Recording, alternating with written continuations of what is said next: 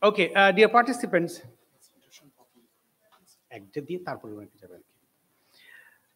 you know that decision makers, especially in the policy level, they need a very comprehensive understanding of especially financial, ecological, and political risks associated with the climate change issues.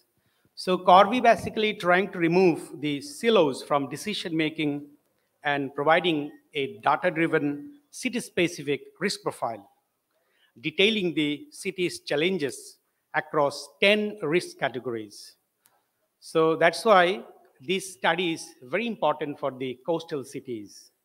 Currently, they are operating in 11 cities around the globe, and Chittagong is one of them. However, CORVI Bangladesh team under the Independent University of Bangladesh, especially Institute of Bay of Bengal Studies and Department of Economics, with the support of Stimson Center, Washington, D.C., and Ocean Policy Research Institute of Sasakawa Peace Foundation, Japan, started this research last year in Bangladesh. However, we are going to disseminate our findings, final findings, to you today. So, first of all, we have actually 3 presenters today. One is CORVI Risk Profile Chattogram, a holistic city-based assessment of the climate risk facing Chittagong by Dr. Emadul Islam. He is research lead of this CORVI research in Bangladesh and research fellow of Sasakawa Peace Foundation. Second presenter is comprehensive assessment of climate and ocean risk vulnerability index to analyze interactions among ecological, political, and financial factors by Santosh Kumar. He is also research fellow of Sasakawa Peace Foundation. And third presenter is Natalie, is research associate from Stimson Center, Washington, D.C. We have 2 discussants today. Professor Dr. Golam Mathbor of Monmouth University, USA. He will be joining us online. And Mr. Zakir Hossain Khan, climate activist, chief executive of Change Initiative. However, I'm not making any delay. So with the permission of the chief guest, we are going to directly to presentation. As our chief guests have very limited time, so we'll be having our presentation first and then. Okay, sir, just one presentation, then we'll go to our chief guest. So first of all, may I request Dr. Emadul Islam to present his presentation.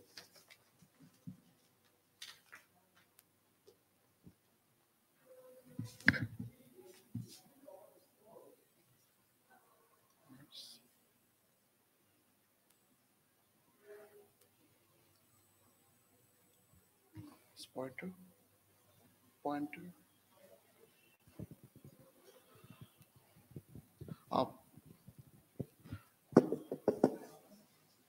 Honourable Chief Guest, His Excellency Mr. Abdul Mannan, Minister of Planning, and Honourable Vice Chancellor, sir, and respected participants and delegates.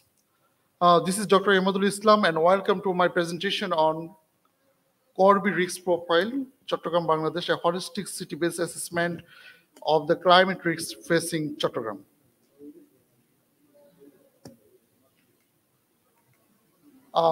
So we know climate-induced disaster is one of the greatest challenges for the world today. No one denies the effect of climate-induced disaster as a threat for existing human civilizations. So IPCC special report focusing on ocean alerts that climate change will cause the ocean transitions to unprecedented condition over the 21st century. And coastal cities, particularly in developing countries, has been facing escalating climate and ocean risks, and thus risks informed policy making are needed. In this response to increasing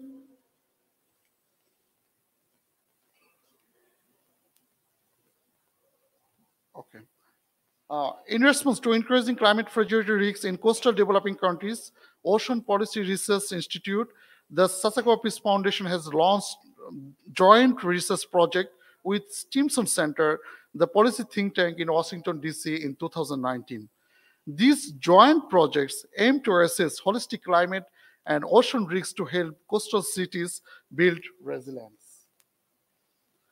So the Climate and Ocean Risk Vulnerability Index is a tool to identify the financial, political, and ecological risks from the climate change. And with CORVI decision makers and target their investment to build resilience where it matters cost. The expected benefits is it's the analytical tools, it's for the governments, it's for public and private investors, and it's for insurance industry. This is the evaluation process. Actually, indicator scores are developed by combining empirical and structured expert judgment. An expert service consists of question asking 4 factors: current, past, and expected trends, the magnitude of change, and the risks and the impact of risks of the coastal city. This is the sum of the example of questions. And without any delay, I would like to focus on our case study. This is the Chattogram city, Bangladesh. We know Bangladesh ranks 7th top disaster affected country in the world and 2nd top in Asia in recent climate index in 2019. And coastal areas of Bangladesh comprises 32% of geographical land, which is highly vulnerable to climate-induced disaster. But we have a very big Bay of Bengal, combined population of 1.7 billion, and sustained GDP growth are currently in almost 3 trillion. But the dangers of the Bay of Bengal ecosystem are only new to beginning. To be understood, it is the hub of tropical cyclone and almost 13 million population under the threat of displacement due to sea level rise and other climate-induced disaster. So what is the expected outputs for Bangladesh perspective for this assessment? Actually, this is the CORVI assessment. It is developed and utilization for CORVI index in the context of a coastal city, Bangladesh, which will further use in the similar context in the other coastal city. This index also give the base data for, we have a very good Bangladesh Delta Pen 2100, and assist to public and private investors, provide a detailed assessment of climate fragility risks designed to improve investment. This is actually short profile, we all know, so I would like to skip.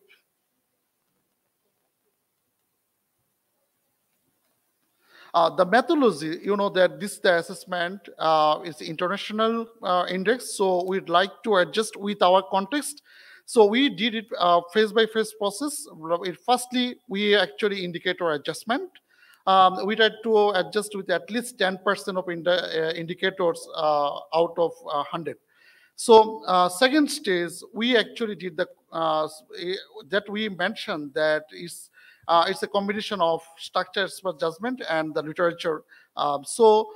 We compare the city for exploitative data, 13 South Asian coastal city, which is started in Bay of Bengal. And thirdly, we did the expert interview. It's almost 83. And we also done secondary method is called the in-depth interview, the 10. And we did the 2 validation workshop. One is in the Chattogram and another is the National Independent University in this year in February. So this is actually our findings, the Chattogram risk profile, that since this index is the combination of 3 broad indicators: ecological risks, financial risks, and political risks, and each indicator is total is 10 another indicators, and which is combination of 98 indicators that we actually assessed. So out of 10 indicators, is the 9 indicators, is it under the medium to high risks? So in short, the CORVI analysis identifies that city of Chattogram is at higher risk due to effects of climate change and its growing susceptibility, as well as significant economic factors related to ecological, financial, and political risks. So medium to high risk is, as I mentioned, that out of 10, 9 is under this category. So the ecological risks, this is, it should be mentioned that a total 36 indicators were observed under these ecological risks, of which 27 indicators is high and medium to high categories. But the excessive rainfall on rainy seasons and flooding, coastal erosion, landslide, and poor waste management has been creating the situation of the city dwellers. The risks are further compounded by the increasing extreme weather events and cyclone in the Bay of Bengal. And another most important is the lack of waste management, with waste regularly blocking the drainage point and contributing the urban flooding. So if we actually would like to key findings, the key message to policymaker, this is from our study.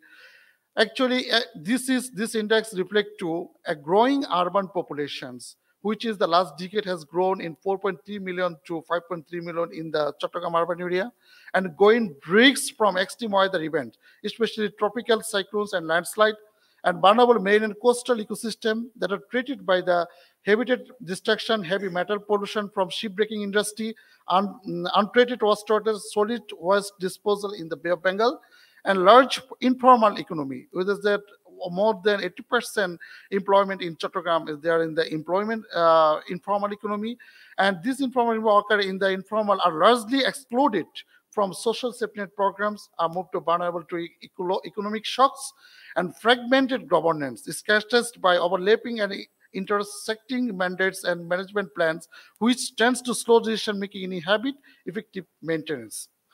So these are actually these key findings also reflect to some of this picture. So as I mentioned that urban population has been increased very rapidly. So far, unplanned in urbanizations is occurred. This is one right picture is reflecting this. As I mentioned, the solid waste management. So you see the drain. Sorry. So this is sorry, I forgot it. So in the right side, actually, this is the current picture in some of the part downtown in Chittagong city. It was unplanned, totally unplanned, and also the drainage system is totally blocked. And in the right side is the shipbreaking yard, which actually polluted in our Bay of Bengal, and also that ecological risks that we mentioned, that landslide. This is some of picture, and also the heavy rain and our unplanned solid waste management. So even though we have some of very good intervention that by the government, so here is our excellency minister is here. Under his leadership, Bangladesh government did Bangladesh Delta Plan 2100. So we can hope for this. And also we have the National Adaptation Plan Bangladesh as newly adapted to 22-3 to 2015. And we have Mujib Climate Prosperity Plan, and we have Bangladesh Perspective Plan. So we have also some practical intervention that we found during our study. This is positive ecological infrastructure intervention. Almost 1,700 square kilometers of the Bay of Bengal, adjacent to the Saint Martin Island, is now called Saint Martin Main Protected Area. So yes, even though our score is very under risk in the ecological context, but maybe in the near future, this score would be really good. And government also constructed 15.2 kilometer long Chattogram main drive to protect the Chattogram shore so for coastal erosions. This is also such a good initiative that by the government.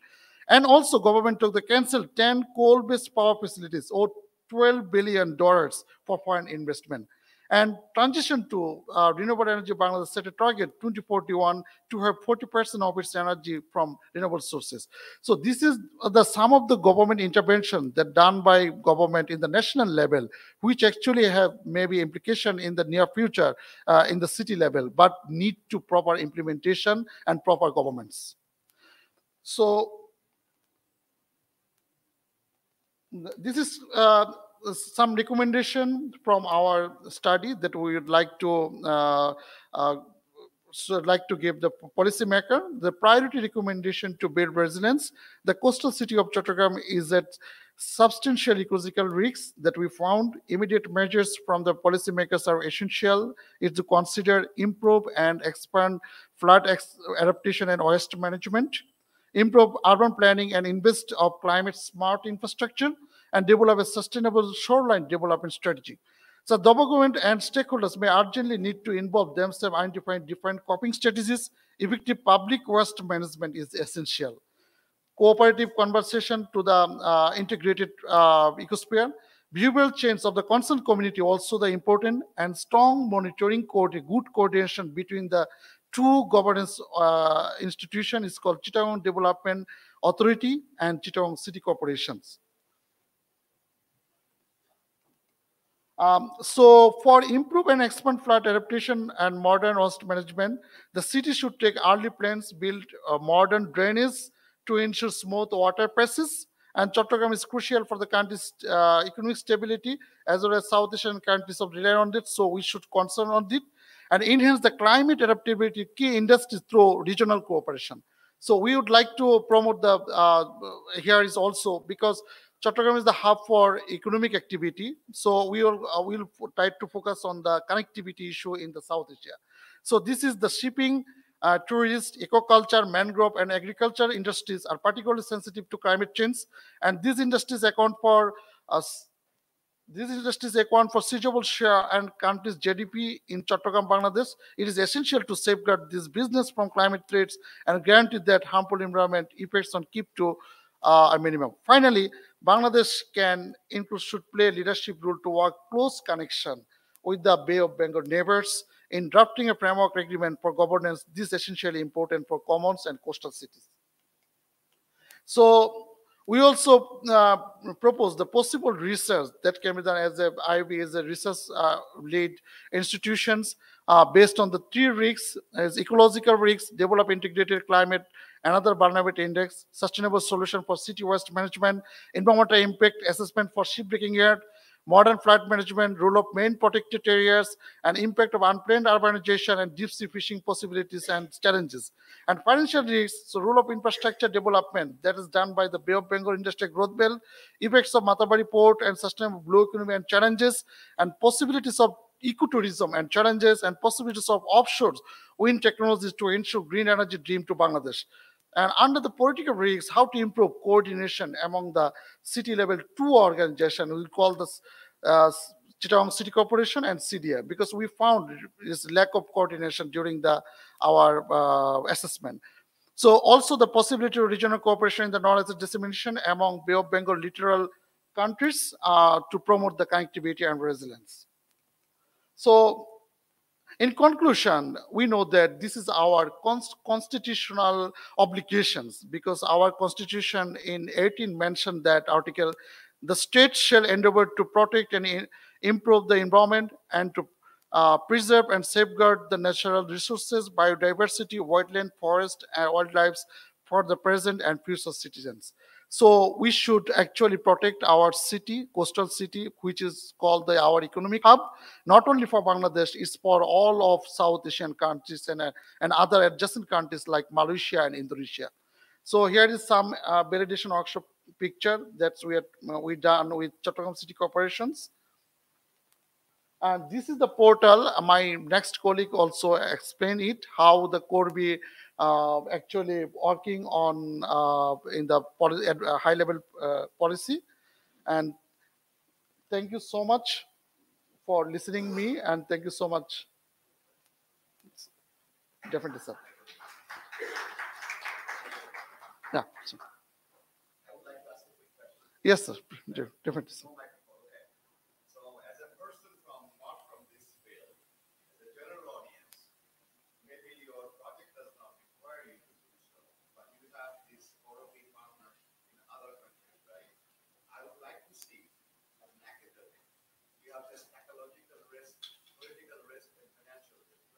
Yes. How do they compare with the 13 other partners? I think that's also very important. Yeah, sir. Sir, in our next presentation, here is also this presentation. Yeah, so we have the comparison, and also in our report, because this is just for presentation. Report is very big, so in the portal, all of comparison is there. So, sir. Yeah. So our methodology already published in Frontiers. So, and report after today, it will published in the journal Social Indicators. So what you questions is already inbuilt is there. And we are also, as I mentioned, this is international index. We also make comparison already done in other state, Fiji, then is Bangladesh, and also what did I say, in Philippines. Yeah, so far I gave the portal. So my last presenter will introduce this portal, how it's work, what data is available is there, how can government collect this data and make its comparison. Thank you, sir. And thank you so much, sir, for hearing me. Yeah.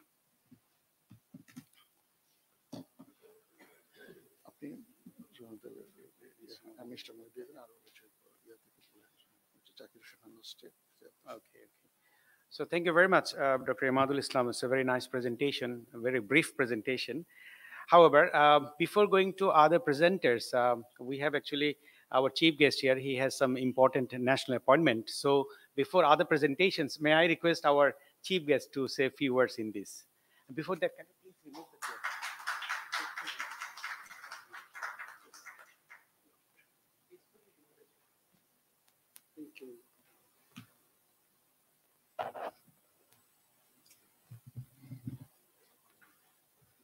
Good afternoon, ladies and gentlemen.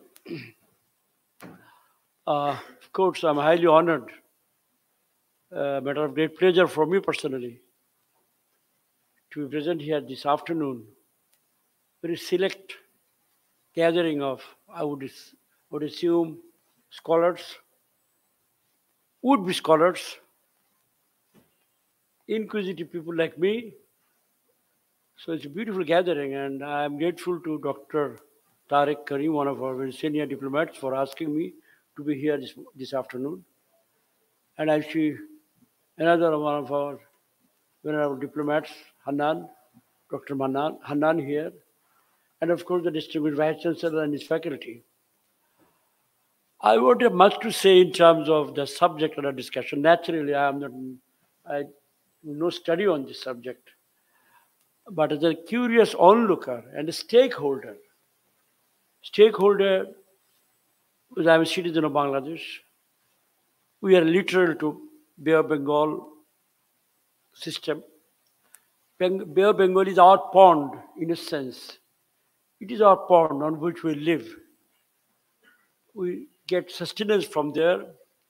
Our forefathers used to ship out of the coast and go to various places.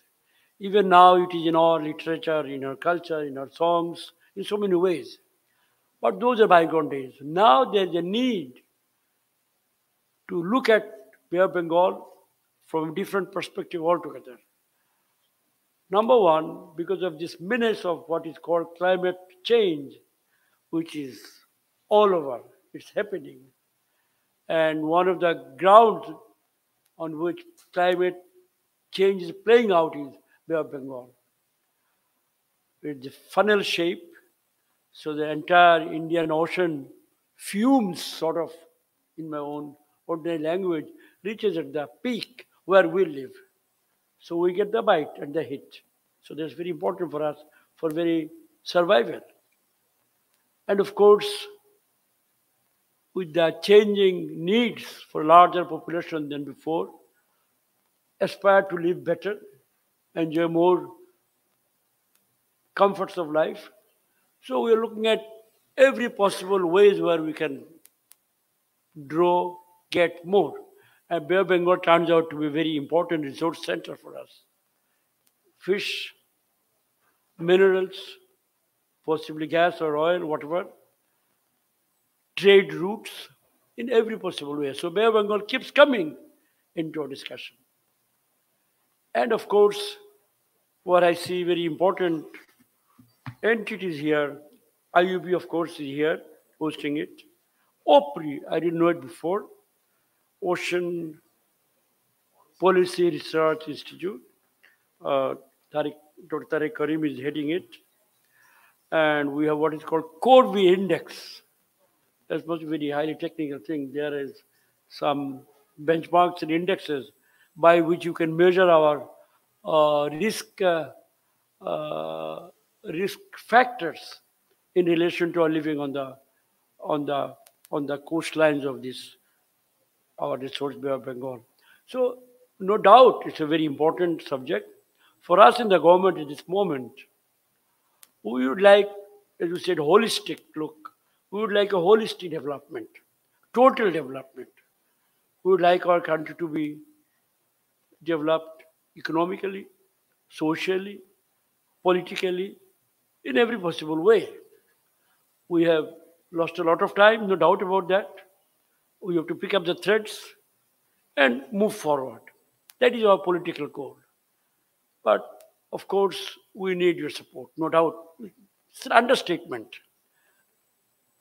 Our Prime Minister or we in the political party, we are not researchers, so we don't have much knowledge about these very important matters.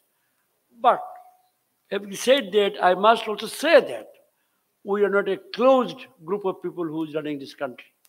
We are open to all ideas, suggestions. I say it with responsibility. The person who leads us in this moment is a highly curious person, our Prime Minister Sheikh Hasina. She would like to know, like to hear, listen to you. And from our colleagues like me, we go about in various meetings, we sit quietly, gently, decently, I hope, and listen to you. And pick up your papers, carry home. Maybe, despite our very busy schedule, sometimes we read through particular aspects of the matter which immediately concerns us, which we can assimilate, we can digest. So in that backdrop, it's a great opportunity for me to be here this morning, this afternoon, and to see that IUB and our OPRI and others are all at work. This is highly satisfying for me. And of course, as a curious person, I would like to pick up various threads from your discussions here. And I'm sure, as you said, the Distinguished Vice Chancellor was talking about a resolution or a book later on, publication. I'm sure something will come out of these discussions, and this will be shared with us in due course. As Dr. Imdad mentioned in his very bold presentation, he was mentioning about 100 years plan, which we have launched. We read in the history books 100 years war between France and England. Now we have a 100-year plan. Bangladesh turns out to be one of the most planned countries in the world. It is not planned economy in the sense Soviet planning. No, not that. But we are a highly planned country, nevertheless. Sometimes, as an acolyte, I ask myself this question: how are we a planned economy when 90% of our market or economy is controlled by private sector? Why are we a planned economy? This question I ask myself. I don't have an answer. I'm not an economist. But then maybe because I'm experienced in life, maybe because we started with zero resource in 1971. We had hardly anything in terms of basic infrastructure on which economies develop, flourish, on which the private sector, can find their feet and work and make their contributions. So in that light, our founding fathers, our father of the nation, Bangabandhu Sheikh Mujib, and his cohorts, very distinguished people, freedom fighters, some of them great scholars of the time, they drew up this document, the Constitution of Bangladesh 1972, where it is very clearly mentioned, one of the earliest statements in human documents, I'm sure, about being very concerned about the ecology, concerned about the ecosystem, concerned about the environment. It is very clearly mentioned that we will develop, we will pursue road to development without causing harm or damage to Mother Nature, which is our legacy to our future generations. That our Constitution very clearly says, and we say it even now. We are one of the most active countries in the global climate forum.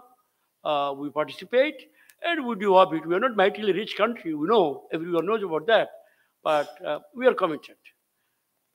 And many people ask, if we have very little resources, we have a climate fund of our own, which is a matter of surprise for many. The globally big bang will make this contribution, will make that contribution, will contribute this much of our resources so that we have a climate fund. Not much was done, I'm very sorry to say. Get down, Sharm el-Sheikh, Rio, Cairo, Paris, COP this, COP that. We sit down together, we talk, big documents come out, big commitments come out, but in terms of real resources, which in terms of trillions, don't come about. But it's okay. We are not sort of unhappy or not very sort of what I would say shocked about this. This has happened in the past. Late Willy Brandt 0.7% of the GDP for the global development. This did not develop. Okay, let's not have gripe about that. The fact is, our climate is our climate. Our Bay of Bengal is our Bay of Bengal. Whatever happens, if the world survives, we survive. And we shore up our shores. We tie up our breaches. And we keep our resources, we keep our environment, we keep our ecology, we keep our rivers, and our charts, and our little hills, whatever we have for our future generations. So in that backdrop, I would once again, before I conclude my little intervention here, thank you for this initiative and disseminating your findings, which I have heard just now a bit. It will go further into discussions. I thank Professor Imdad, you and others for this hard work. And I, of course, thank Professor Vice Chancellor of our IUB and others for asking me to be here this afternoon, particularly Dr. Tariq Karim for asking me to be here this morning. Thank you very much for a very enjoyable afternoon. Joy Bangla, Joy Bangla.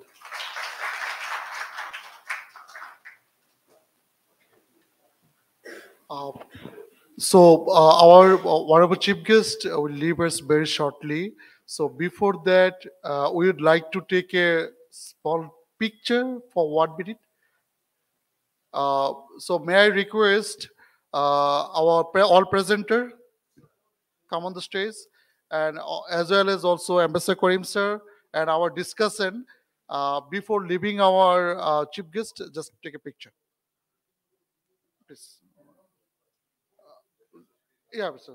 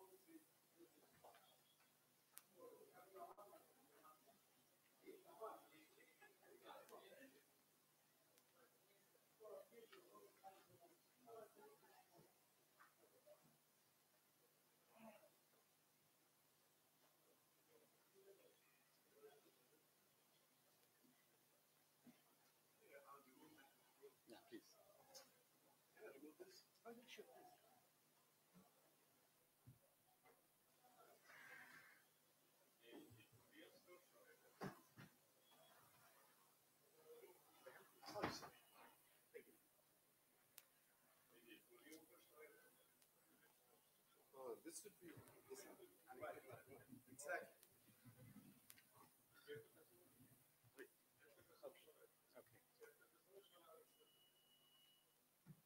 I don't understand Bangladesh. Start now? Yeah, it's better. Thank you.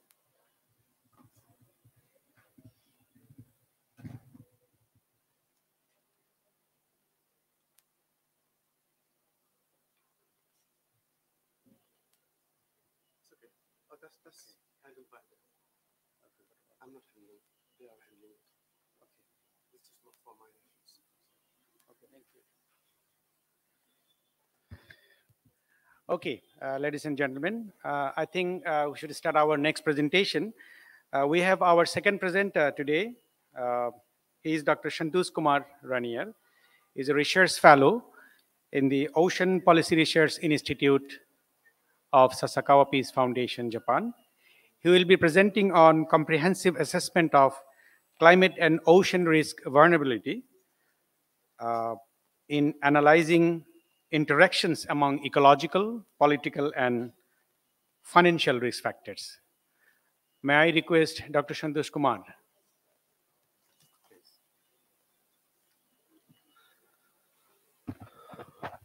Good afternoon, everyone. Thank you for your valuable time today to come and listen to my presentation about climate in CORVI indicator in Bangladesh. I would be presenting now about the interaction between different risk factors involved in CORVI. So basically, there are three domains in CORVI, which are political, ecological, and financial. Within those domains, we have 100 indicators, and those 100 indicators has been assessed by other questionnaires, survey questionnaires, and expert interviews. So let me introduce my topic for the presentation today. Is a comprehensive assessment of climate and ocean risk vulnerability index, CORVI, to analyze interactions among ecological, financial, and political risk factors. Basically, the overview of my presentation is we will have a CORVI background, a bit of it, and then I'll talk about my study objectives and the methods and data I'll be obtaining and what are the statistical process I'll be using to assess the interactions and then possible outcomes and its implications. So for the background, CORVI is a decision support tool that provides comprehensive climate and ocean risk profile for coastal cities as Chittagong. We have also in Fiji, Suva city, and in Philippines, Dagupan. So we have three cities basically from Ocean Policy Research Center. We have conducted surveys. And these indicators and these risk factors are very important. And we have to assess the multi-sectoral risk factors affecting coastal ecosystem. As we know, it's not one logged risk factor. It's like different sectors are interacting within them, and we have to understand those mechanisms and interactions among the indicators and risk factors. So basically, the importance of this study is to understand those interactions, mechanisms, magnitude of those interactions. Well, lack of evidence to promote intersectoral collaboration to formulate sustainable ocean policies, as we have observed, as my previous presenter has already mentioned, there has been lack of policies, and those lack of policies is due to lack of studies. We don't have enough studies to combine those risk factors, to bring those into a common platform so that we can understand how these risk factors are interacting within themselves, how they are associated, what is the correlation. We don't know until now, and it's a big issue. So this lack of studies has led to lack of intersectoral collaboration and policies. So CORVI indicator could serve as a bridge. This indicator could gap the bridge among these different coastal cities and stakeholders and sectors which we are lacking now. So basically, I'll talk about the CORVI framework first. As I have mentioned,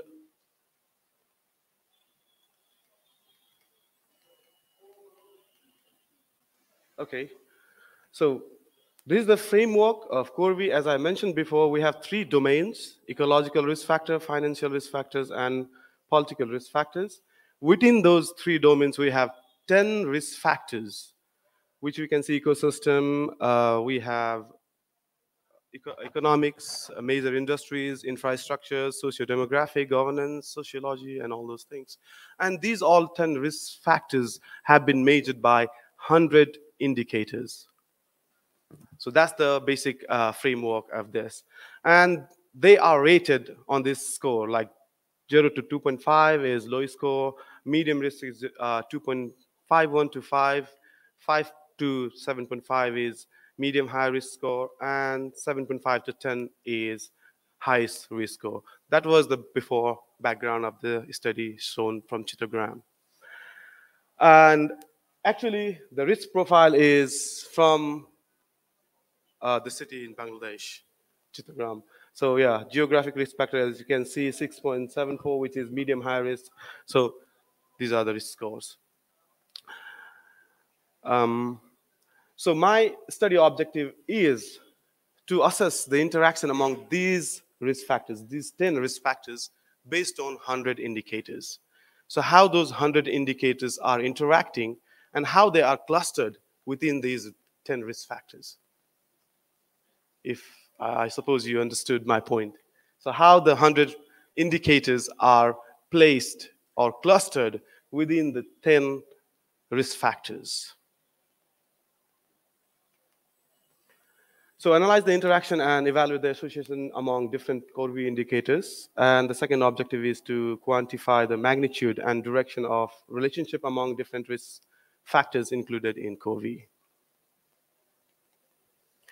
So for the method, we will use 100 indicators as used in CORVI and 10 risk factors that were used in the survey in 3 cities. 3 coastal cities were Chattogram, Bangladesh, Dagupan in Philippines, and Suva City in Fiji. Path analysis along with measurement model will be used to understand the basic preliminary path analysis of these indicators at first. I'll not go into the details because if someone has any questions, we can discuss about it after this presentation. Next, this is the modeling. So we'll use the structural equation modeling, which is one of the econometric modeling to assess the relationship and path of relationship among different factors. I'll use the Bayesian structural equation model to analyze the association and pathway of these risk factors. Bayesian structural equation modeling is fit for non-parametric data. As we know, the data is not normally distributed. Those are statistical terms. I'll not discuss about it. And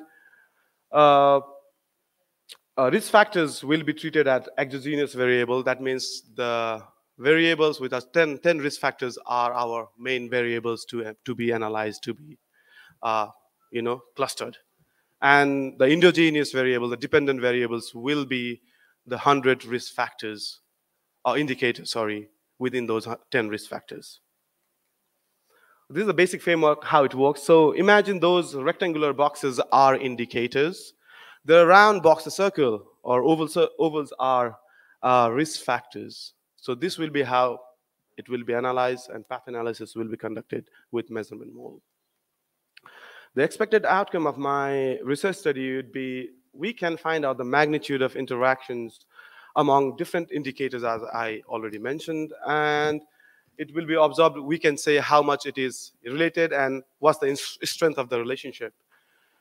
Direction is also important, how these are interacting, because it might be both way, it might be one way, it might be different, indirectly related or directly related.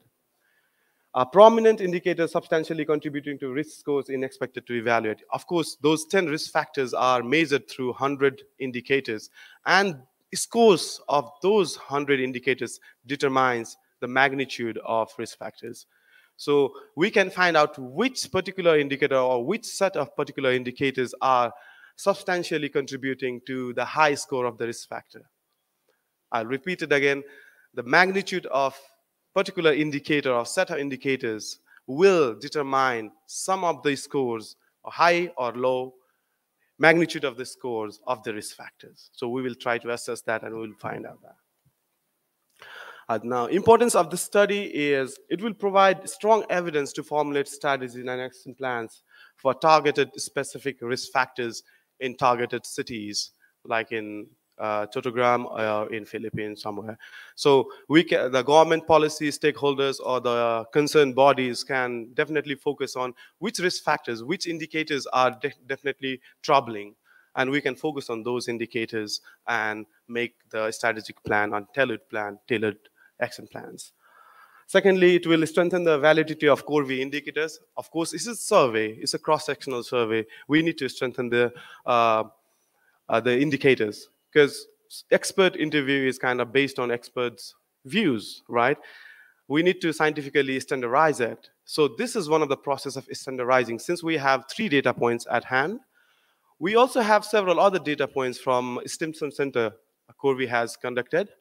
We will try to mix up those all data points and try to use statistical analysis or machine learning, which is clustering, and see how the indicators are behaving, which will give the notion of standardization within those risk factors. So it will help to standardize CORVI indicators itself.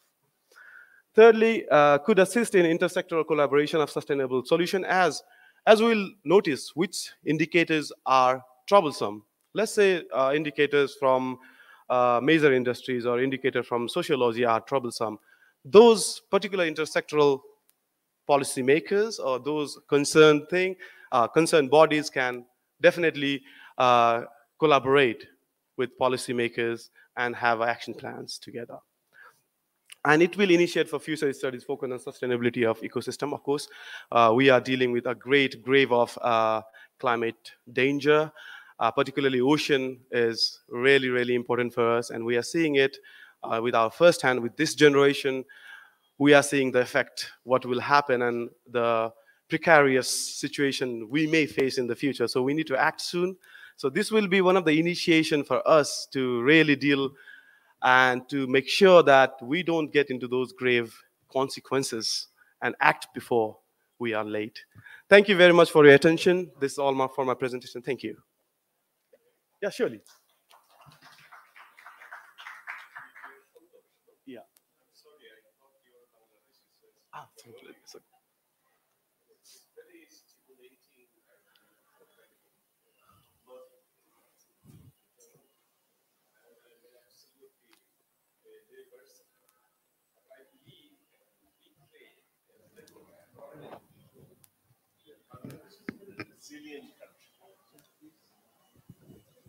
So we consider Bangladesh is a very resilient country and we claim it very proudly, okay?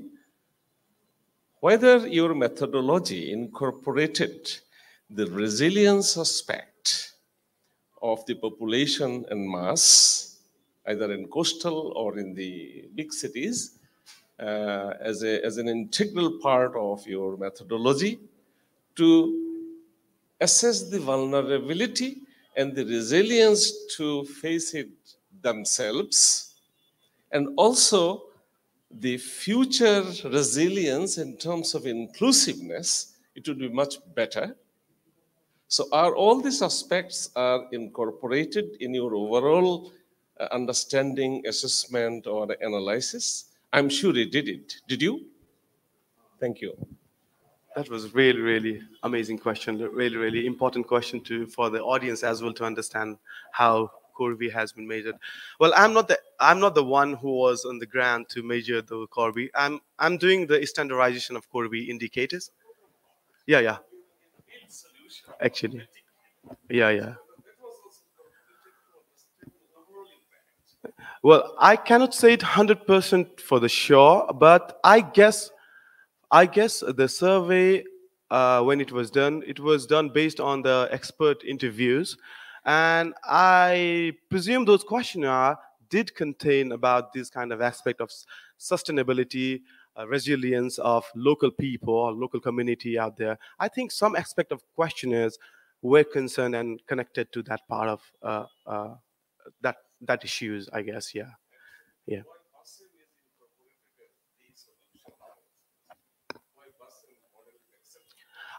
BSM.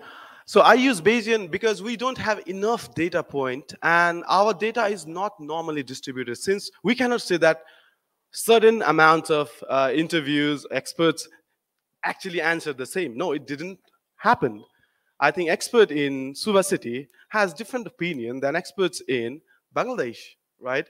They have different perception and perceiving things. So they answer the questionnaire based on their ability to answer it, and they're based on their preconceived informations. So we cannot definitely say it's normalized data collection or normalized result what we received from the survey. So for that reason, I'm going to use Bayesian statistics, but it doesn't matter about whether the data is normally distributed or not. And secondly, we don't have enough data point. So lack of data leads to like false result, very high probability and chances. So I have to be careful about it. So Bayesian has one of the beautiful thing about it is we can have more priori generated through MCMC or different techniques, and then look at those priori distribution, how those priori distribution are definitely predicting the posterior distribution in the model. So the bit of technical things, but yeah, Bayesian is more fit for this kind of data sets. Thank you.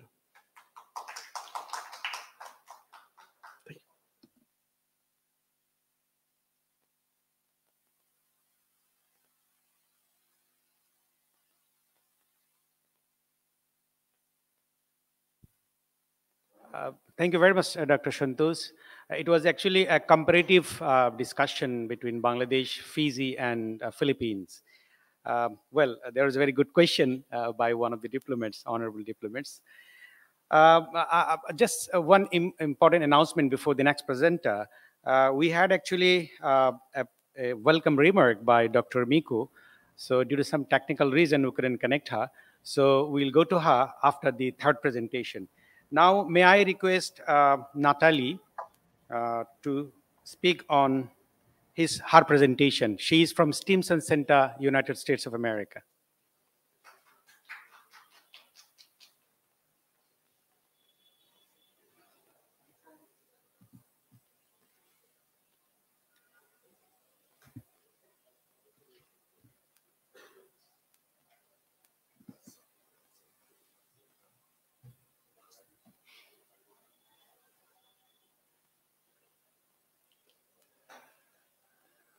All right, good afternoon, everyone. My name is Natalie Fiertz, and I'm from the Stimson Center, which is a research institution in Washington, D.C.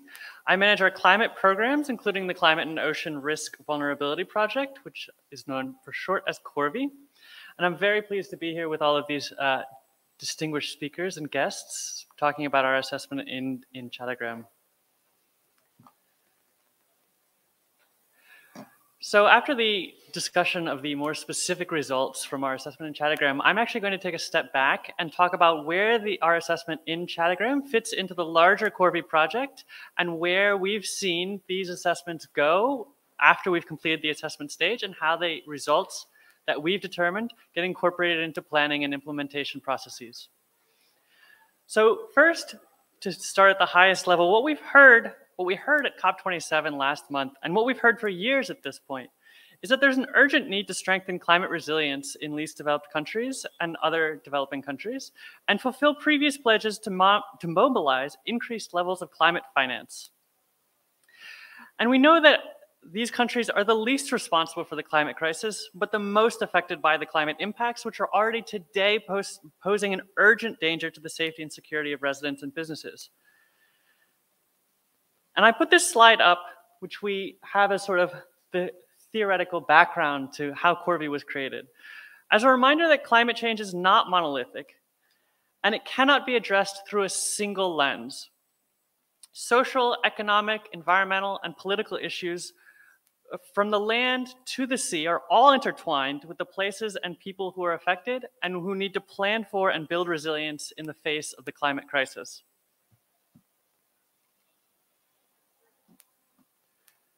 And we know that, according to the UN, we need to mobilize billions of dollars annually to fill this adaptation gap. And as their most recent report notes, this funding is still far from what is needed.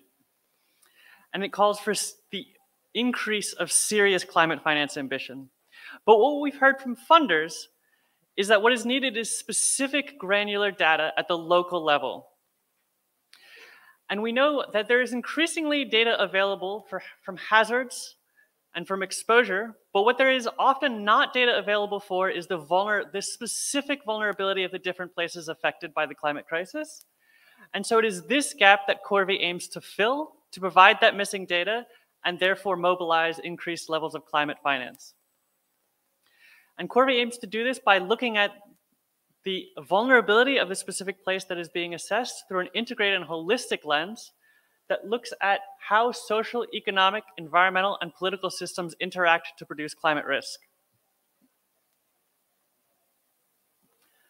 I know you've seen this wheel a few times now, but it's because it's foundational to how CORVI is framed. And CORVI has sort of two main purposes in its assessment process. The first one is to produce the new quantitative city-level data that answers that question, that need for more granular city-level vulnerability data, and assesses how environmental, economic, political, and social vulnerabilities are affecting climate risk. And the second part of CORVI that is important is that it brings together and integrates the data and information that already exists in many different places and brings it into one place in a more easily accessible format. So we pull together information from academic articles, from government reports, international assessments, and of course the key local experts that we talk to and survey, and bring all of that disparate data that exists into a single place to see how it all interacts and make it easily accessible to policymakers and other key stakeholders. So that's sort of how CORVI is envisioned at a high level. And now I want to shift to what happens after we've completed the assessment, as we have for Chattogram. So the first is that we put the data on the CORVI data portal, as my colleague mentioned. And the data portal that we have on our website has three main sections to it. It has an overview section, a city profile section, and a comparison section. And I'm going to walk through each briefly in turn. So this is what the overview section of the CORVI data portal looks like. And you can see that this includes a map of all the assessments that we've completed. And it also includes the risk scores at the category level on the right for each one of the 10 categories that CORVI covers. And this allows for a comparison across the cities of their various levels of risk across those 10 categories. Now the city profile section allows for drilling down into more specific data for a given city. So here's an example for a previous assessment that we've done in St. Lucia. And you can see that this section of the data portal allows one to look at the specific indicator scores within any one of the 10 categories that's available on the right, and look at which ones are higher risk and which ones are lower risk. It also provides a general overview of all of the scores. You can see on the lower right, that's all of the scores for the 100 indicators that are included within the assessment. And then finally, it includes a map of the study area that was considered for that specific assessment. And then finally, the third portion of the data portal is the comparison section. And this allows for the comparison between any two cities that we've completed an assessment for. And you can look at it at the category level, those 10 categories that CORVI consists of, or within any one of the 10 categories, you can compare at the specific indicator level what the risk scores are. And so this allows us to answer the question that was posed earlier about where, say, Chattogram's risks are higher than other cities that we've assessed, where they've specifically done a particularly good job of building resilience and may have lower levels of risk, and inform planning and implementation in that way.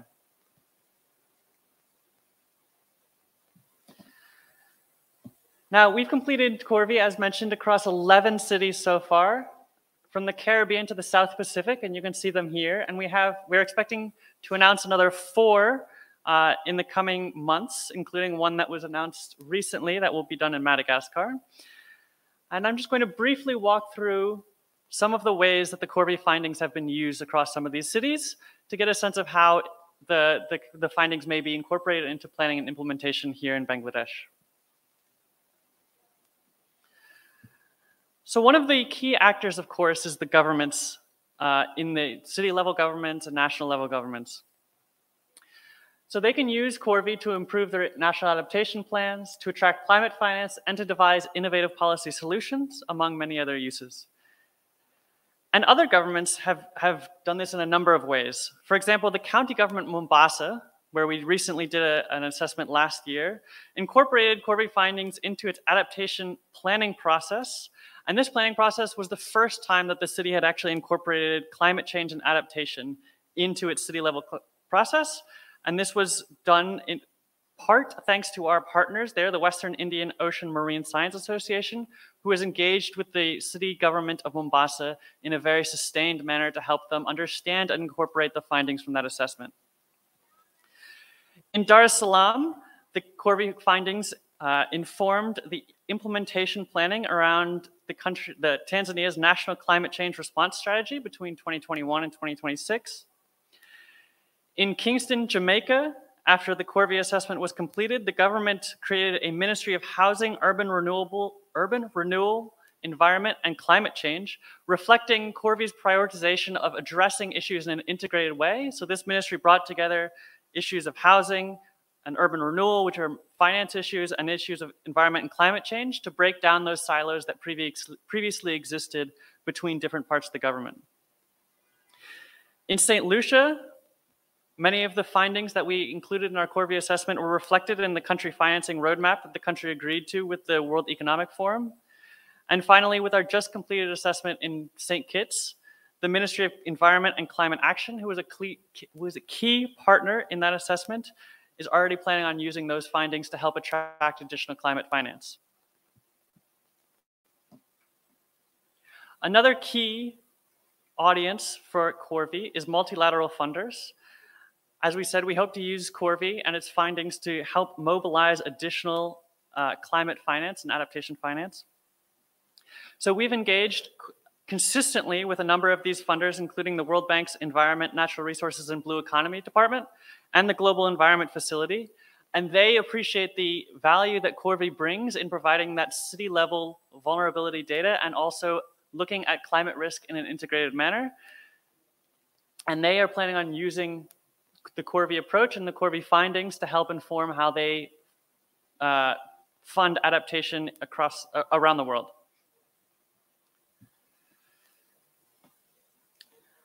And finally, the third type of audience that is sort of a key audience for CORVI is the private sector. So when CORVI was developed, actually one of our initial partners was AXA XL, now AXA Climate, which is one of the major insurance companies. And they appreciated having CORVI assess climate risk holistically to give them a better sense of where climate risks exists and what investments they need to make to reduce the costs of various natural disasters, and of course, to improve their business operations. And insurance is proving to be a key way that the world plans on mobilizing climate finance, as seen most recently at COP27 with the announcement of the Global Shield program. And we hope that CORVI can continue being a useful tool in that mobilization process. And we can't wait to see how CORVI gets incorporated into the planning and implementation processes to improve coastal climate resilience here in Bangladesh across these and other audiences. Thank you.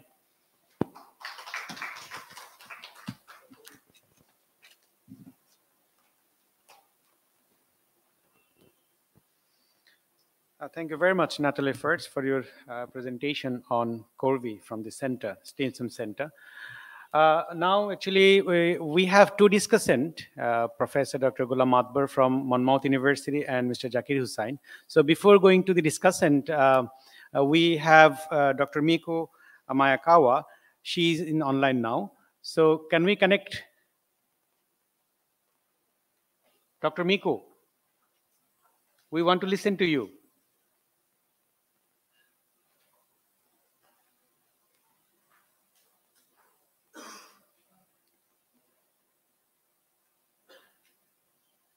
She's actually a senior research fellow of Ocean Policy Research Institute, Tokyo, Japan.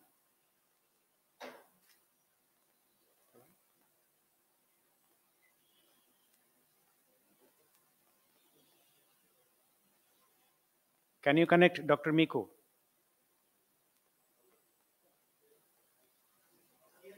She's not online?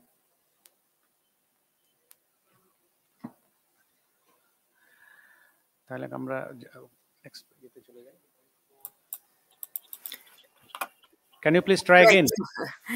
Finally. Oh, yes. Hello, good afternoon. Yeah. Please go on. Thank you so much. Please accept my apologies for the technical problems that I faced. Yeah, I'm now able to access to the microphones and video to the conference just now. So thank you so much for the technical team for solving this problem. Well, I was supposed to open this important gathering and also to welcome everyone. Well, I still would like to welcome all the distinguished speakers and guests, and I think all of you deserve acknowledgement of our appreciation. Well, I first would like to thank my good colleagues, the co-organizer of this event, the Center for Bay of Bengal Studies and the Department of Economics, Independent University, Bangladesh, Chattogram City Corporation, and Stimson Center, who have been our excellent colleagues, and this joint work has been a true partnership. I also would like to thank the Badipala Foundation, of course, for hosting this wonderful event. Although Honourable Minister has already left, I would very much like to express our heartfelt appreciation, Honourable Minister, for his guidance and leadership and the wise words that we heard at the beginning of this session. My appreciation also goes to Dr. Amir Mohammad, Nasrullah, University of Chattogram, whom we have been collaborating for years.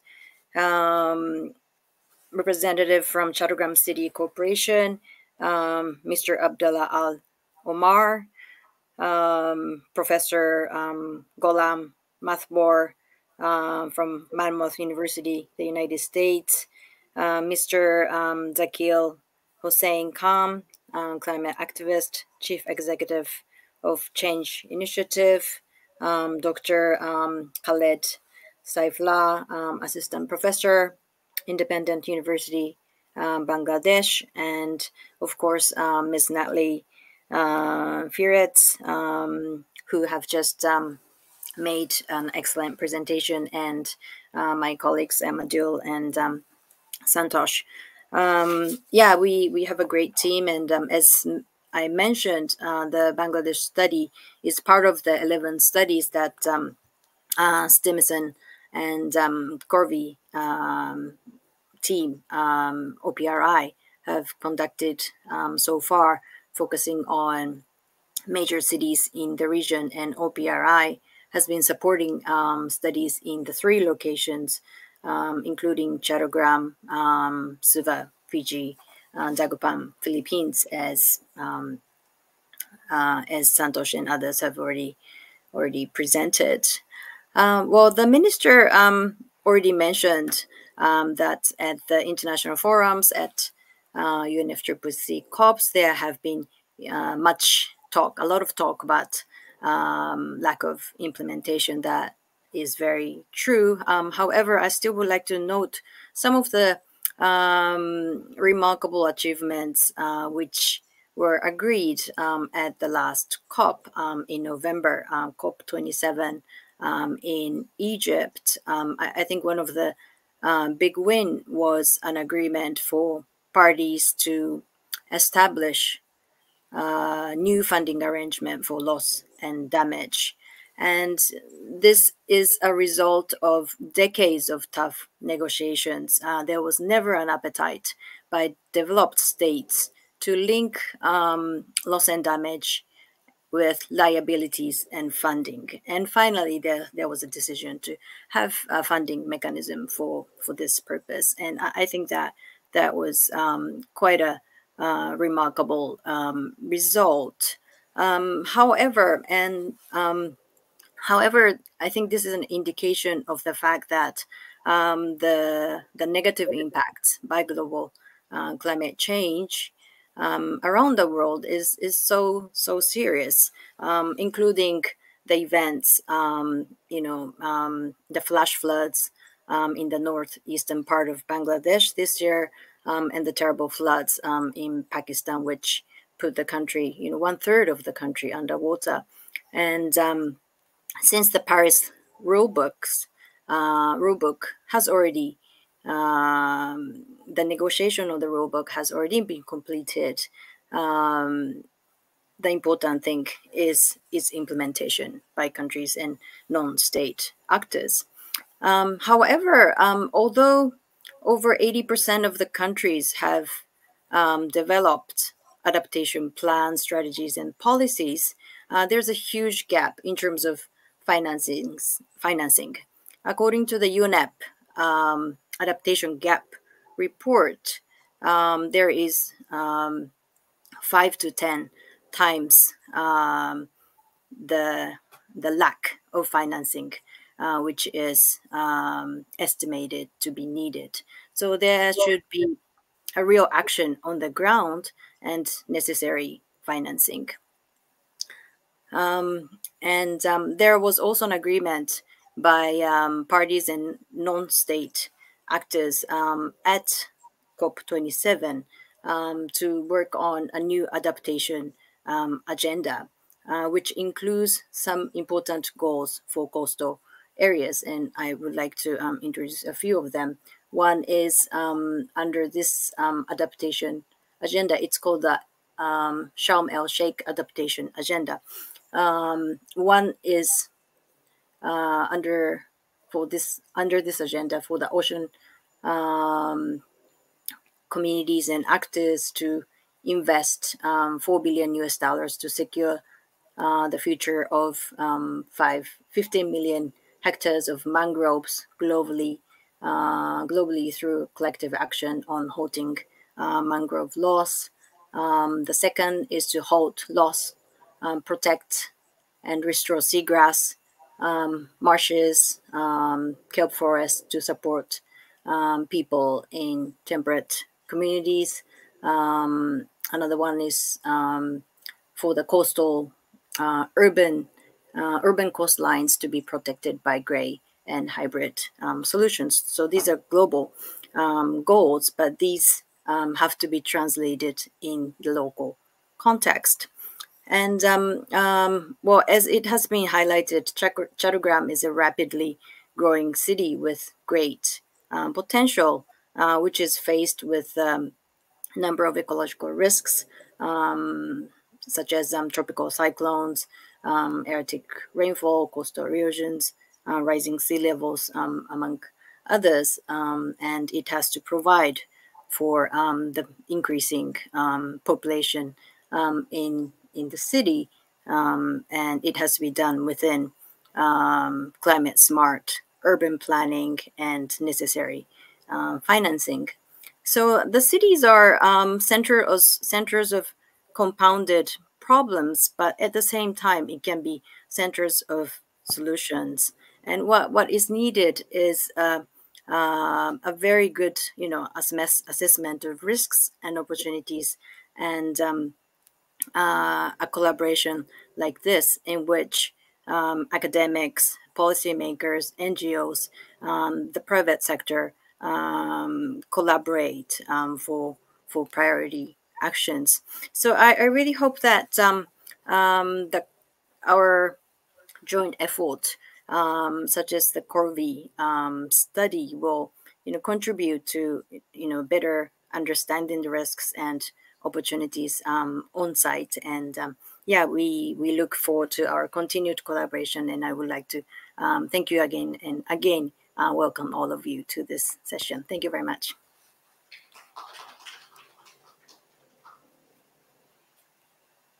Thank you very much, Dr. Miko. Actually, Ocean Policy Research Institute, Tokyo, Japan, is a sister concern of Sasakawa Peace Foundation. So they have been working since long on ocean policy, especially climate change issues, sea level rise, and blue economy, and other things. So they have a great contribution not only to the developing countries, to all over the world. So thank you very much, Dr. Miko, for your nice deliberation. So ladies and gentlemen, we have as chief guest, Professor Dr. Niaz Ahmed Khan, Vice Chancellor of Independent University, Bangladesh. I must welcome, sir. And we have also, as a special guest from Chittagong City Corporation, architect Abdullah Al Omar. He's also present here. He's representing Honourable Mayor of Chittagong City Corporation. However, before going to our special guest, we have online Professor Dr. Golam Mathbor from United States of America. He's supposed to be here physically, but unfortunately, due to his some of important assignment in Malaysia, he's in Malaysia now. So he is in online.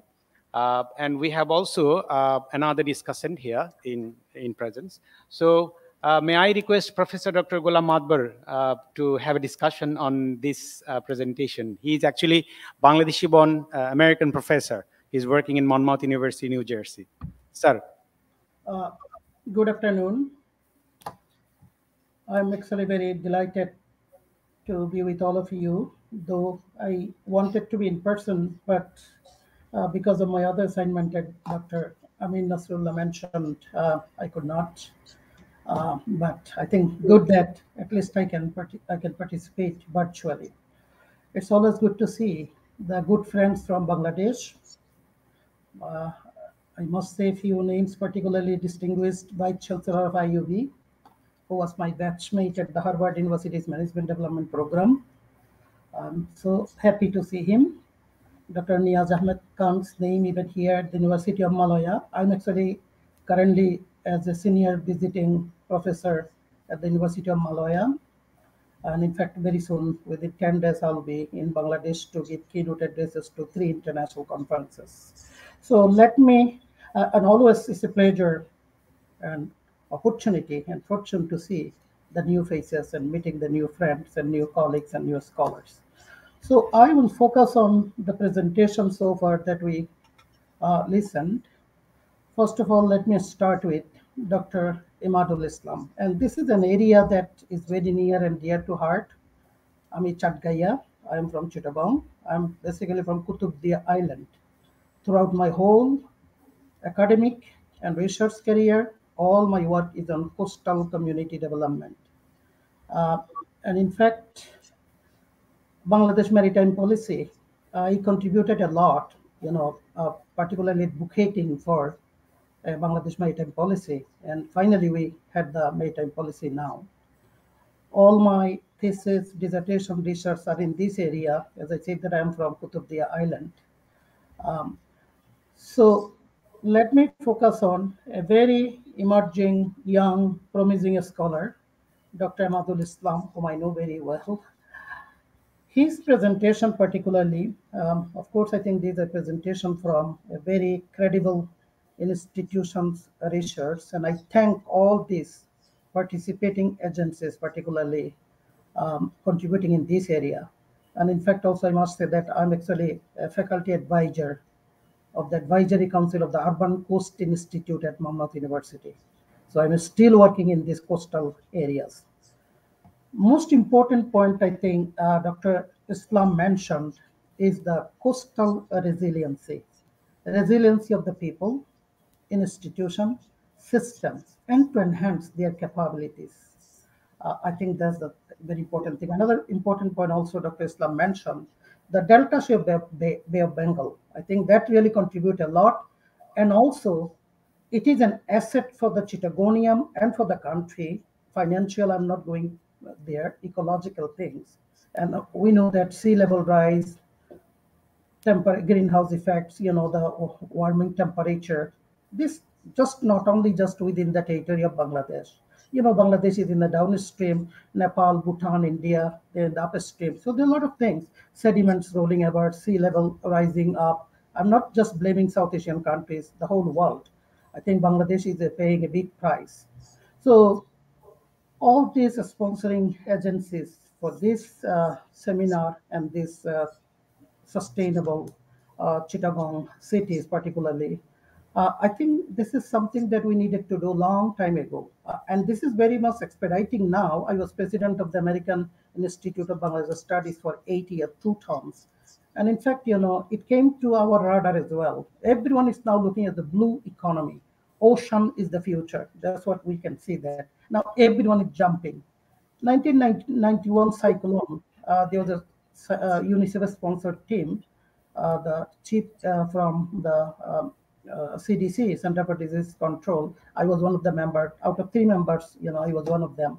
We look at actually the coastal region very specifically, particularly based on my dissertation and based on my research. And we did 2 months research in the 1991 cyclone. In this report also you mentioned about the Bangladesh cyclone, 138,000 people. That was the world disaster, the world, the devastating disaster after tsunami and all, before tsunami and all those. So I think what we found that people's resilience is important. We look at morbidity and mortality of Bangladesh cyclone of 1991, which is published in the World Health Organization Bulletin and also Disaster Journal of Manchester University. And we found some of the things actually came and the distinguished actually presenter mentioned here, but resiliency. And also I think another important point actually Dr. Islam mentioned about is coordination. Later on, Dr. Santosh and also I think other speakers also followed on that. Coordination, collaboration among and between the institutions. That is wastage. That is the wastage is happening because of lack of coordination. And I think also the Bay of Bengal, particularly for the Bangladesh government leadership, is crucial in this Bay of Bengal Blue Economy initiative. Ecotourism we talked about. But the most important point also I heard from Dr. Islam is the constitutional responsibility. And I think Honourable Minister Mannan mentioned about the political commitment. So constitutional responsibility and political commitment pivotal is the key. Without those two things, it's not going anywhere, particularly political commitment. So I'm glad to see that Honourable Planning Minister also came for this seminar. And also he mentioned about collaboration and coordination between among the institutions at various levels, including local self-government. Another point I would like to yet here is like, I think both presenters, first presenter, Dr. Islam and Dr. Santosh, mentioned about 3 factors: financial, ecological, and political. What I see the missing point here, later on, Ms. Natalie mentioned about this, social side. I think social factors are very important, particularly people's life, livelihood, lived experiences, people's inclusiveness. Ms. Natalie also emphasized on that. Those are very important factors. I know that this is a large cross-sectional survey, as you mentioned. It has many factors, 95 to 100 factors, as you mentioned, 3 domain, 10 risk factors. So environmental justice is a key. Environmental justice, I'm a social work professor. We talk about the environmental justice, assuring that all peoples are protected from environmental burdens. I think that's where somewhat we need to also focus on. So let me say a few words about Dr. Santosh's presentation. Another brilliant scholar seemed to be listening to his deliberation. I think interaction among political, financial, ecological element to assess the vulnerability. This is something actually reminded me. I was one of the participants of the 2nd International Conference on Disaster Management organized by Professor Mohan Munasinghe, who won the Nobel Peace Prize with former Vice President Al Gore. He came up with wonderful tool, action impact matrix, looking at the vulnerability assessment to rebuild the lives in the post-disaster and pre-disaster. So this is something recalling my memories. I participated in that matrix. It was amazing matrix. With that, we can better respond what the communities need. So vulnerability, I think Dr. Santosh and also other speakers mentioned, that is very important. Multisectoral factors, interactions, mechanism, magnitude are important in order to measure the vulnerability. Again, he also emphasized on lack of cooperation, lack of policies, correlation, need to identify all those, the areas that we are lacking. Structural equation modeling suitable for non-parametrics data, which I agree, because if you do not have the normal curve, that is the way, and in fact, he recognized that. But cross-sectional survey, I think maybe if we go for later on, I'm sure the organization, maybe they have the plan. I don't want to judge them just based on listening to this few minutes presentation. Might give a slight different perspective, because other factors might come into our way if you go for the further studies, longitudinal. But social data also, Dr. Santosh emphasized for resiliency, giving people's voices, inclusiveness. Later on, actually, last presenter emphasized heavily on that. And this really what was a kind of, alert for me. Survey was based on expert interviews. How about the people's are the experts? From my research from 1991 in the coastal regions of Bangladesh, I did actually both sides, Sundarban as well as, Kutubdia, Moshkali, Chokoria, Cox's Bazar, in that area. One thing we found that people, by and large, they have the lived experiences. They could tell us where we needed to have more emphasis in terms of building embankment, how high that could be. And in fact, they gave us wonderful perspectives on that. So I think that people should be, considered as an expert. It's not only the expert's views. I know that's what we do in the name of doing the survey and the research, particularly from a very deterministic perspective. I will say also a few words about Natalie, Fiertz, Stimson Institute, look at 11 cities, I think strengthening climate resiliency in developing countries. That's what I found very, because this is what we need to do in the developing countries. Climate change is not a monolithic crisis. That's a marvelous point. That holistic perspective is the important things that we need to look at from not from one lens, from various perspectives. No data about vulnerability of the specific place. So this is what I think the main idea there, particularly Chattogram, my city, is at risk, at danger. So I think that's what we definitely need to look at specific places, even maybe Cox's Bazar later on, or Khulna, other cities as well. Higher and lower risks need to be emphasized. I think in action impact metrics, Professor Mohammad and we have looked at that, which also published in many different areas. I think greater picture for big scenario for big data. I think that's what she concluded. I think that was amazing. Climate change and adaptation need to be included in the city level planning and surrounding. I must add that surrounding, because you cannot separate when disaster comes. World Disaster Report 2008 said disaster do not discriminate. We do discriminate. It doesn't stay into one place. It goes to a surrounding. So I think in city planning, we need to look at surrounding a small town, even including local self-government planning. So my few words about Dr. Miko Maekawa. I think she has also mentioned about the increasing population, climate smart planning. I think that's what we are looking at. Assessment of risk and opportunities, various stakeholders, collaboration, and better understanding in this regard. I think collaboration, cooperation among the institution, and I would like to also emphasize, includes the peoples. People's perspective need to be reflected in vulnerability assessment, rehabilitation, rebuilding lives. I think that's what is and to save the planet from this climate change crisis. So two things I would like to emphasize, which actually I published the theory based on my doctoral dissertation, social capital theory, particularly for the coastal communities. I also use the same framework that World Bank used, bonding, bridging, and linking.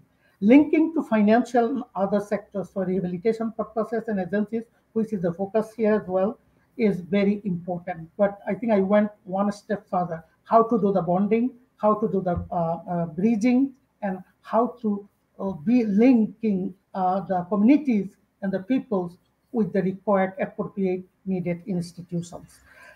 And of course, people's participation matter to me. I think they're the best expert, to tell you frankly. We learn so much from the people, their indigenous knowledge, their perspectives, their persistent observation, living in those communities need to be strengthened and emphasized. I conclude here. Thank you so much.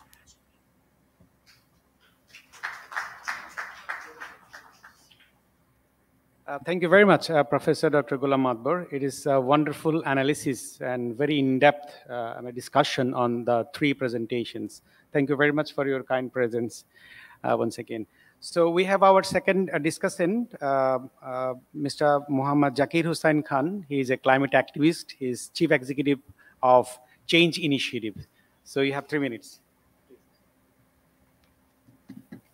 Thank you very much. I'm really grateful to the Washington Forest Research Institute to invite me in such an esteemed discussions. Honorable Chief Guest, our very famous and intellectual Professor Niaz sir is here, and distinguished speakers. And I would like to congratulate all the three esteemed speakers, especially it is a multi-country, I mean, this is a real exercise. I believe that multi-country, most developed country as well as the developing country expert combinations, which is really important in terms of the knowledge, exercise.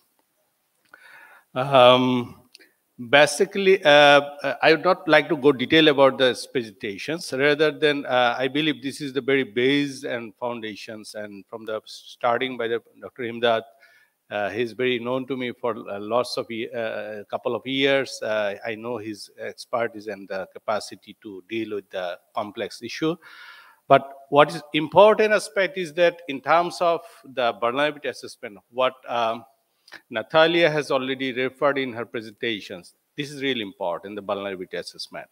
Whenever it comes to any sort of the resource mobilization from international point of view or the national point of view, if we don't have a proper vulnerability assessment on the ground, actually there is a very little chance of accessing the climate finance from the international sources.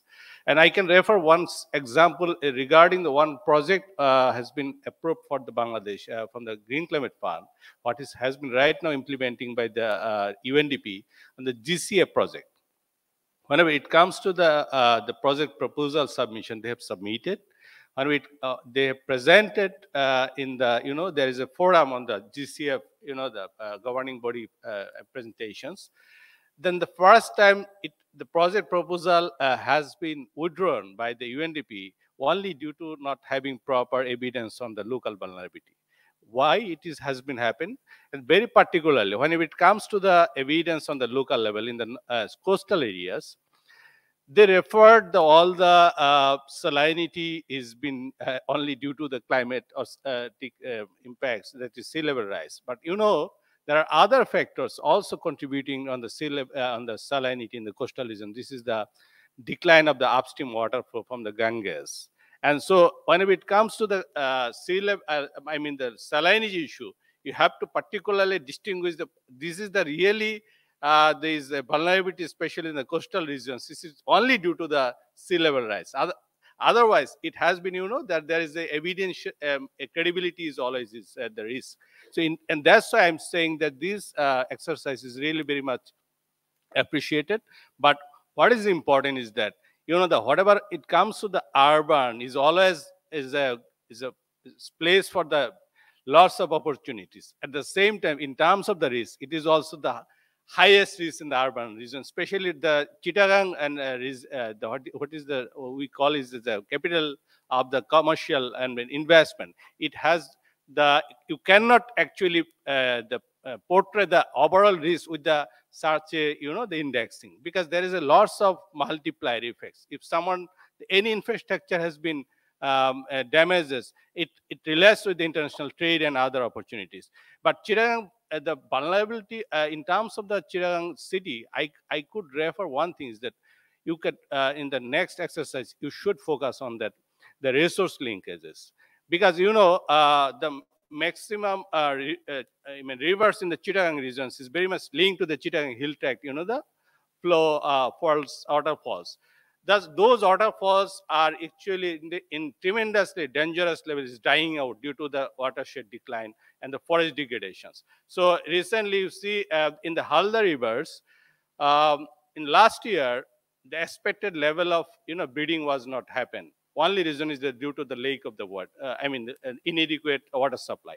So this sort of resource constraint. Ultimately, if there is a resource constraint in the dying out the waterfalls in the Chittagong Hill, ultimately the Kornofuli rivers will be dying out in the coming days, and all the navigation it depends on the the Kornofuli rivers depend on the international trades. So there sort of linkages. The vulnerability should be also captured in the exercise in the coming days. That's my first point. Second point is that Chittagong city, we are actually expanding, but at what cost?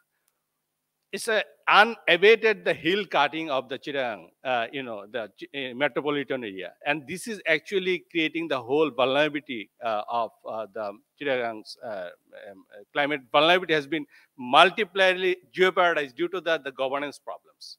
So I have seen that in the assessment, the governance score is below 5. But I believe that should be re-examined further, because the climate situation, especially in the LDC countries, have been multiplied jeopardized due to the poor or weak governance. I mean, whenever it comes to the coastal side, there is a polder, but if the allocation of the funds not been implemented properly and enforced properly in the ground, you cannot protect whatever the quality of the embankment is poor. You cannot say the people are really resilient. You see, that is a fundamental problems in the whole governance perspective should be equally, in some cases, prioritized rather than climate change. Because country like Bangladesh and other resource-constrained country, we should be focused on more, and prevention is better than cure in terms of any sort of the climate responses, because we have limited resources. So that's why I'm saying, in terms of the comparing the damage, loss and damage of Bangladesh, in terms of the data from the BBS, the 9 times higher in 2020 compared to the loss and damage in the 2015. But when it comes to the allocation of the climate-related expenditure only for the early warning systems, it has been only 0.3% of the whole funding of the climate-related expenditures is been investing for the early warning systems. So this is the fundamental challenge we have. It comes to the allocations. The priority is not the vulnerability, rather than the priority is the other than the vulnerability. So that should be, I believe this exercise should come up with the local adaptation planning rather than national adaptation planning. And the local resilience for the local community-led resilience is the key tool for whole situation. And for each community, there should have a community-led resilience planning. Otherwise, one size fits all, that should not be applicable for the whole cities and the urban areas. And finally, I would conclude my points that if we really keen to address the climate risk properly, we have to focus on the 3I in terms of the governance perspective. One is integrations of all the stakeholders, whole of the society perspective, and the whole of the governance should be taken into consideration. Otherwise, Chittagong Development Authority is planning such a way, Chittagong Metropolitan City Corporation is planning on the other way, and the Chittagong, the WASA is doing the other way around. So that is a serious problem. That's why people are coming up with the metropolitan government is another idea. I think Professor Niaz sir might focus on something like that. So this is fundamentally. The first I is the integration of all the perspective. And also the climate change into vulnerability should integration with the development planning. Otherwise, you cannot say this is the integrated approach you are, because development project is taking without any climate vulnerability assessment means is wastage of resources. And second I is that innovations. Bangladesh and the other LDC cannot expect that over the night the governance situation would be improved. So we have to come up with the governance innovations. So how can we ensure there is the proper utilization of the fund in terms of the proper planning of the project. And the last year I did study with the Professor Mustaq Khan how the adaptation project could be come up with the new governance innovations, the community more engaged with the community in the planning and design stages. And finally, final I is the for focus on the implementation. We always focus on the number of the climate finance, number of the project, but how far this implementation has been properly done in the ground, that's finally important. And this is also not only problem in the recipient country of the climate finance, but also the whole supply chain of the climate finance. You see, the problem is that GCF and other international funding entity focus on more on the allocations, but not the proper implementation of the fund at the ground. That is really important, because only nature-based or the solutions and the climate community-led resilience could be ensured if the fund really allocated, the allocated fund really implemented properly. Otherwise, it would be really challenging. Thank you very much. I'm sorry for the getting more. Thank you very much.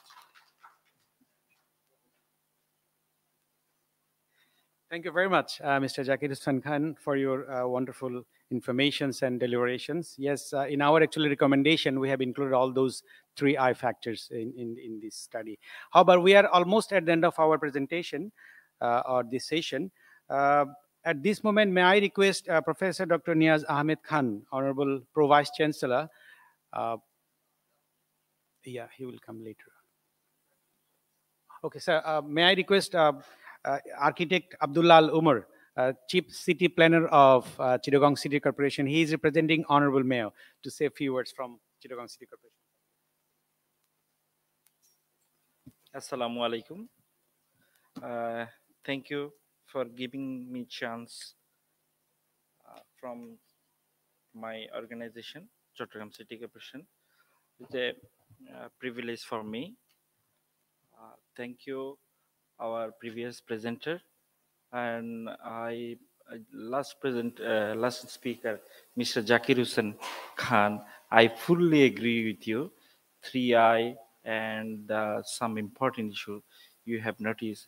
I recommend today's organizer to recommend to note it down, and it will be better for us for the next planning phases, implementation phases, and innovation phases. Thank you. Literally, I am not good at speaking. I came here to listen from you, just receiving your understanding. Thank you. Thank you, you all.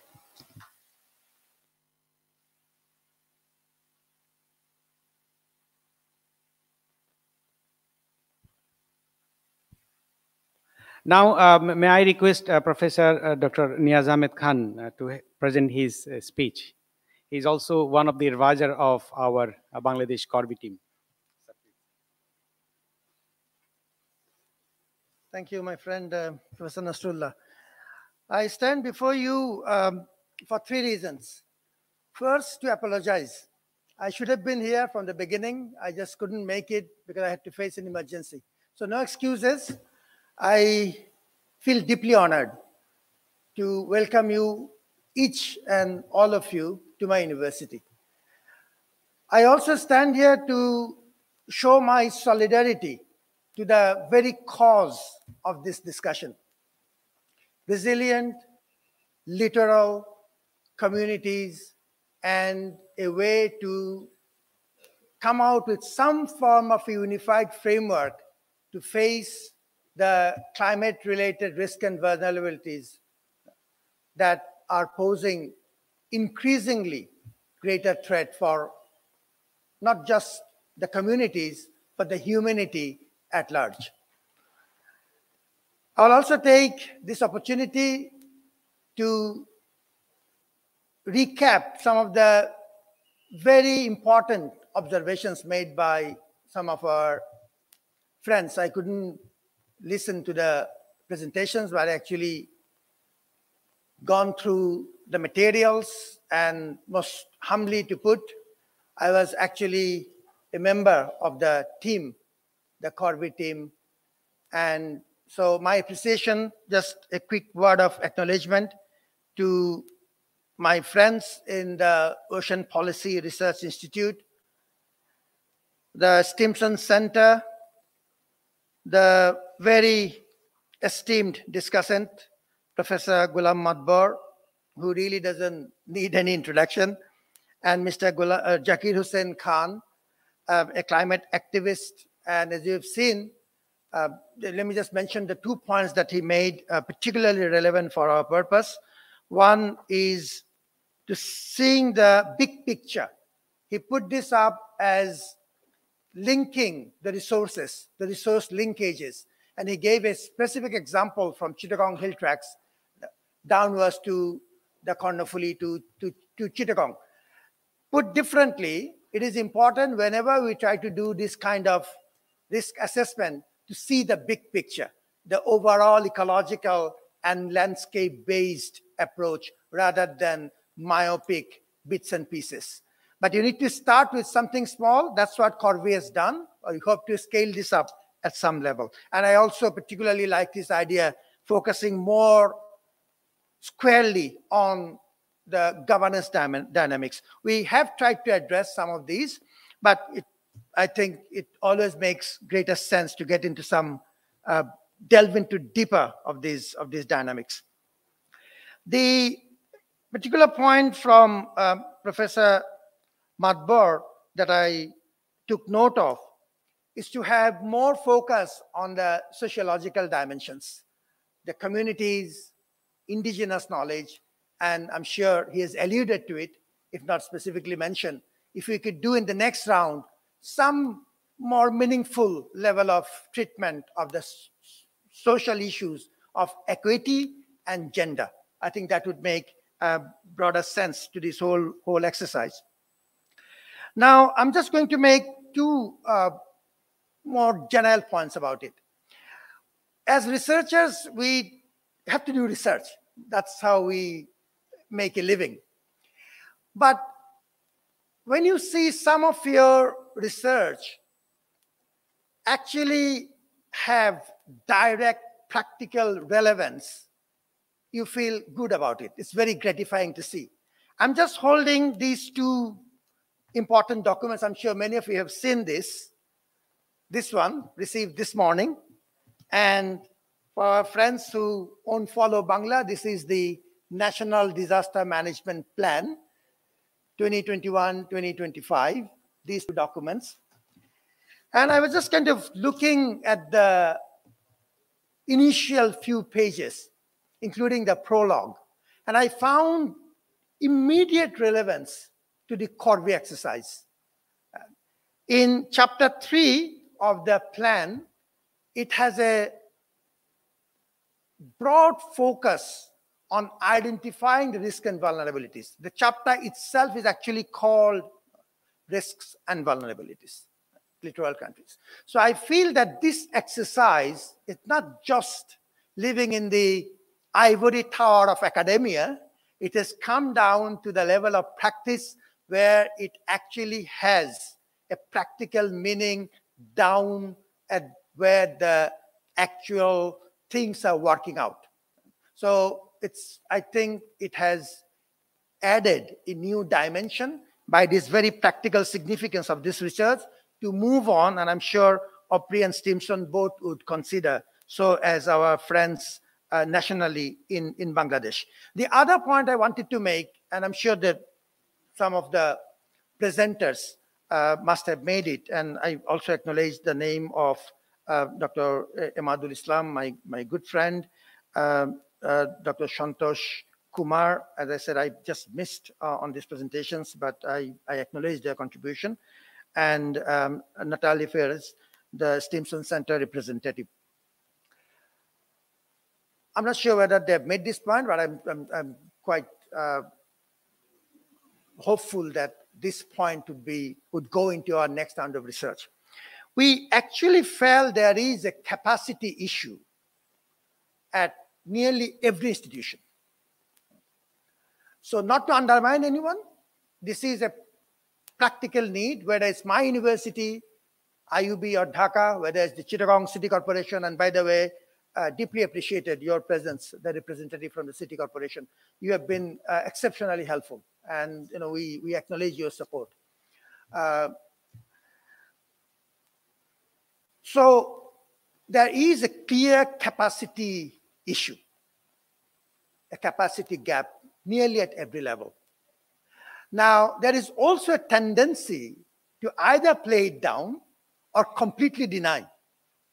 The state of denial is problematic because if we don't, at the first place, acknowledge that there is a problem, then the next step, finding a solution, becomes irrelevant. So I feel we have to find a subtle way to make that case that there is a capacity gap, starting with myself, and we have to do something about it. Now, at the institutional level, we have actually found quite a bit of interest. We worked with at least 3 institutions in the course of this exercise. We found that there is a genuine interest in these type of exercises. And I feel, and again, I acknowledge the support we've received from the Minister of Planning, the Honourable Minister of Planning, Mr. Mannan, and he's one of those very rare politicians, very strongly grounded in academics. So we acknowledge his kind of this quality to be able to bridge between theory and practice. I feel there is a genuine political interest, at least in this particular exercise. So I just wanted to highlight these few points because I feel there is enough of a rationale and enough of a ground to be able to scale this exercise up to the next level and beyond. And you would hope that this partnership that we have developed with OPRI, with the Stimson Center, with the City Corporation, we have also discussed other major avenues, including the Mongla and Para Port. And we hope that this partnership can be developed further, and we have all sincere support that we can see and feel coming from both the academic and the practicing quarters. So I'm very hopeful about a possible expansion of this exercise. My appreciation for all my colleagues in IUB and in other universities, and some of you have traveled from all the way down, including Professor Nasrullah coming from Chittagong and other places. My appreciation for all of you who have very kindly participated in this discussion. And I understand that I'm standing between you and the sumptuous lunch waiting for you outside. So I'm going to stop now. Once again, my apologies. And once again, I'm truly gratified by your kind presence. Thank you very much. Thank you very much, sir. We are almost at the end of our presentation. Last but not least, may I request Dr. Khalid to say a few words.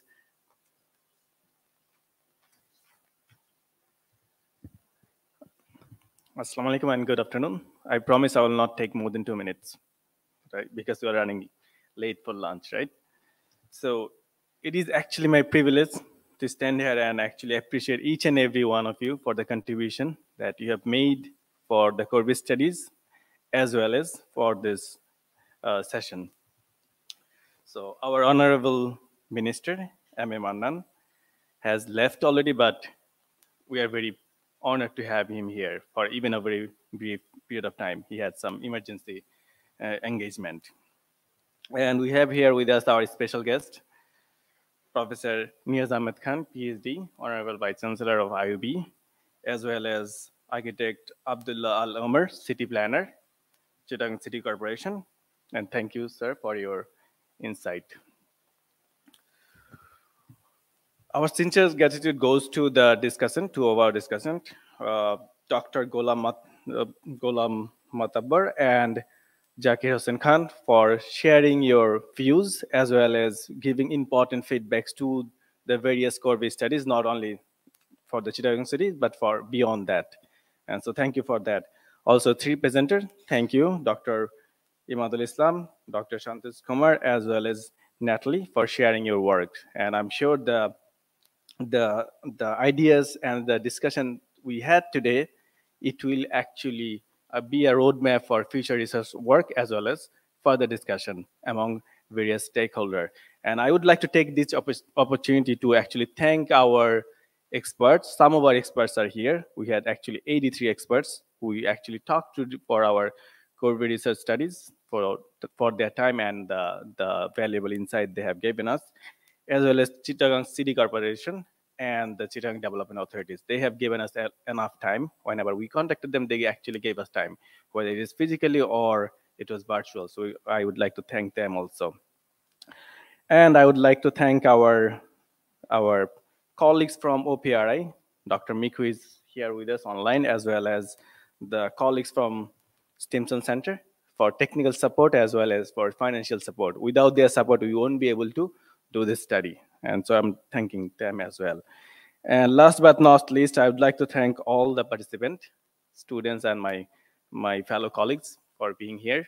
And also I would like to thank Center for Bay of Bengal Studies, IUB, as well as Bali Para Foundation for organizing this event and this session. Thank you.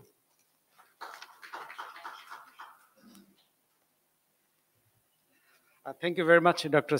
Khaled Saifullah, for your vote of thanks. We are, I mean, at the end of our session. Just a few words before concluding regarding CORVI Bangladesh team. Actually, it was a team formed in Bangladesh to study Chattogram city as a coastal city. So we had actually advisors like Professor Dr. Khan and Ambassador Tariq Karim.